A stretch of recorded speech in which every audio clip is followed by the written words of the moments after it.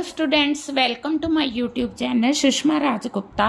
हम लोग कर रहे हैं goods and services tax BCom third semester Punjab university Chandigarh. आज की वीडियो में हम करेंगे benefits and drawbacks of GST. चलिए शुरू करते हैं।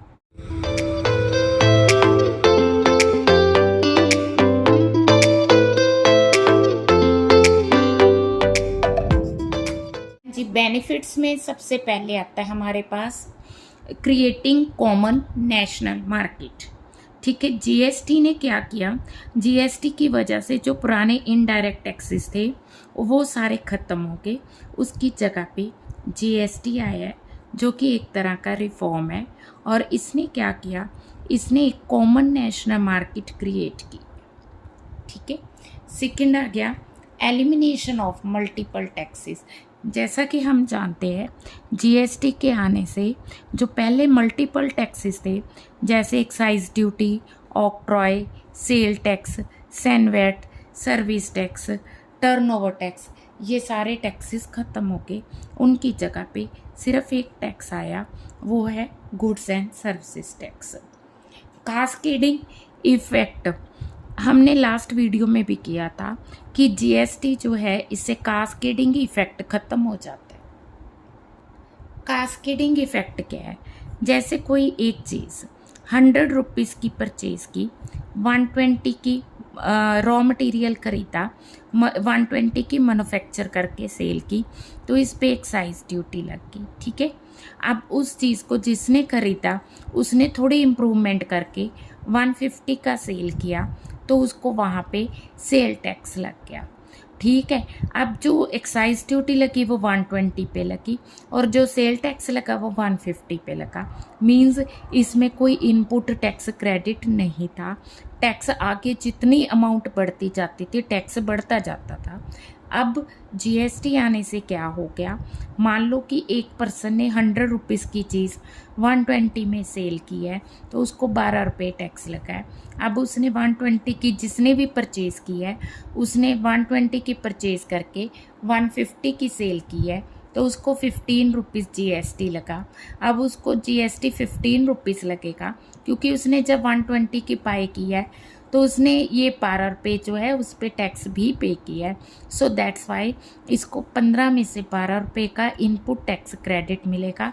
ही विल हैव टू पे only ₹3।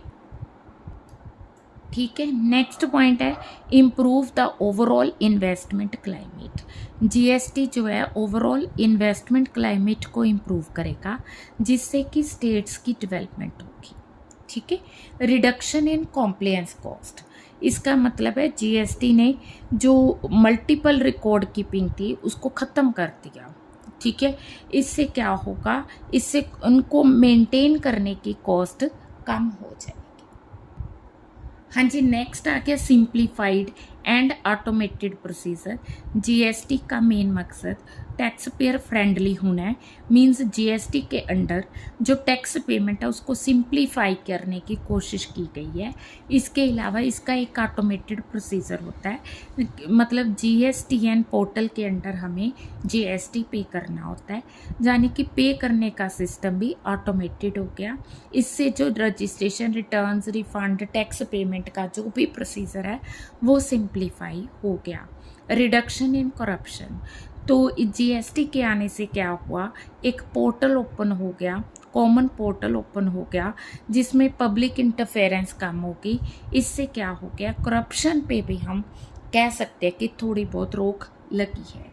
Improve compliance, GST IT based है, ये मतलब कि कॉम्प्लायंस, इसकी रिटर्न्स भी ऑनलाइन फाइल की जाती हैं, इनपुट क्रेडिट भी वेरीफाई ऑनलाइन होता है, तो इससे क्या है, इसको कंप्लाई करना इजी हो गया। Reduce the incentive for evasion, अब इसको इवेड करने के, है ना, जो तरीके हैं वो थोड़े कम हो गए। Company tax burden likely to come down, क्योंकि मल्टीपल टैक्सेशन की जगह अब जीएसटी आ गया है, तो इससे कंपनीज का टैक्स बर्डन पहले से कम हुआ है। Reduction in multiplicity of taxes, फिर वही पॉइंट आ गया कि जो मेन पर्पस है जीएसटी का, मल्टीप्लिसिटी ऑफ टैक्सेस को कम करना है। ब्रिंग ग्रेटर सर्टिनिटी, जीएसटी जो है कॉमन प्रोसीजर है रजिस्ट्रेशन का, रिफंड ऑफ टैक्सेस का, uniform format of tax returns है, तो जिसकी वजह से इसमें सर्टेनिटी जाता है। हार्मोनाइजेशन ऑफ लॉस, हाँ जी, जीएसटी के अंडर कोशिश की गई है लॉज की, प्रोसीजर की और रेट ऑफ टैक्सेस को हार्मोनाइज करने की।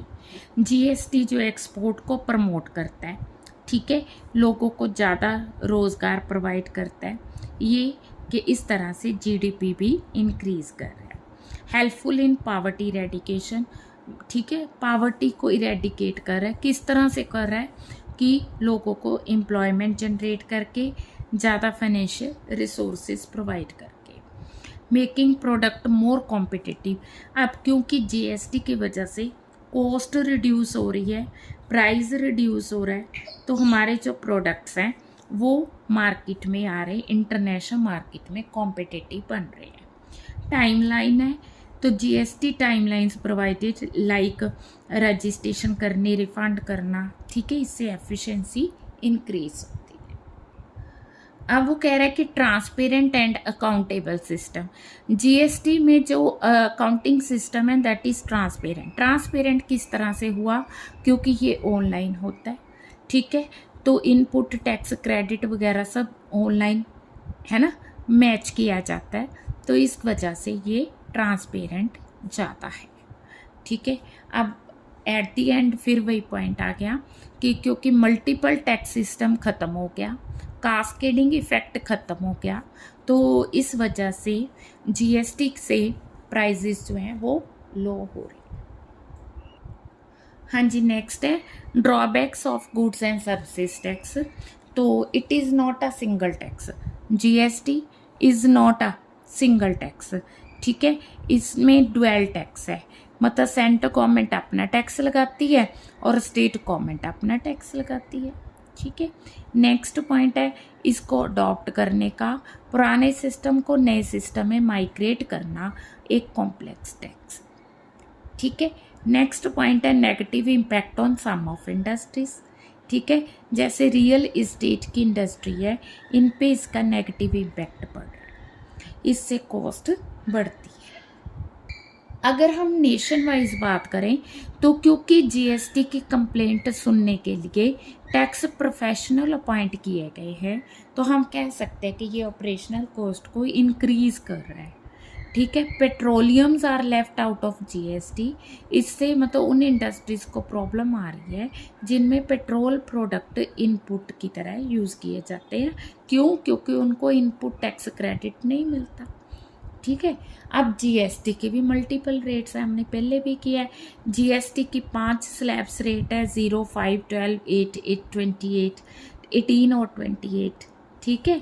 तो इसके अलावा problem due to multiple state registration, अब एक पर्सन है उसका अलग अलग स्टेट्स में बिजनेस है, तो उसको वहाँ पे रजिस्ट्रेशन करवानी पड़ेगी, ठीक है।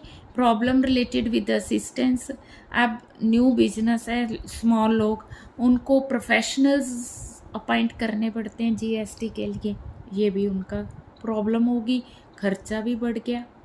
कंप्यूटराइज्ड जीएसटी जो है ऑनलाइन किया जाता है। अब जो छोटे बिजनेस में है ना, उनको कंप्यूटर की नॉलेज नहीं है, तो वहाँ पे प्रॉब्लम आ गई। Unstable economy, different economies predict after implementation, Indian economy जो है उसको मतलब स्टेबल होने में 2 कुछ साल लगेंगे। Old wine in a new bottle, तो देखा जाए जीएसटी इन सब टैक्सेस को मिला के बना है, तो मतलब कि जो पहले भी मल्टीपल टैक्सेस थे, अब भी टैक्स मल्टीपल है, अब उनको नाम दे दिया सीजीएसटी, एसजीएसटी, आईजीएसटी, ठीक है। Restrictions on composition scheme holder, ठीक है, कंपोजिशन में कोई ऐसी मतलब रेस्ट्रिक्शंस, कंपोजिशन के जो बेनिफिट्स हैं सिर्फ उन्हें टैक्स पेयर्स को दिए जाते हैं जो कि बाउंड्रीज के अंदर अंदर काम करते हैं, उनको इंटरस्टेट ट्रांजैक्शंस और इंपोर्ट एक्सपोर्ट करने से रोका जाता है, ठीक है। तो मेन ये प्रॉब्लम आ गई कि ज़्यादातर बेनिफिट्स तभी मिलते हैं अगर इंट्रास्टेट ट्रांजैक्शंस हो।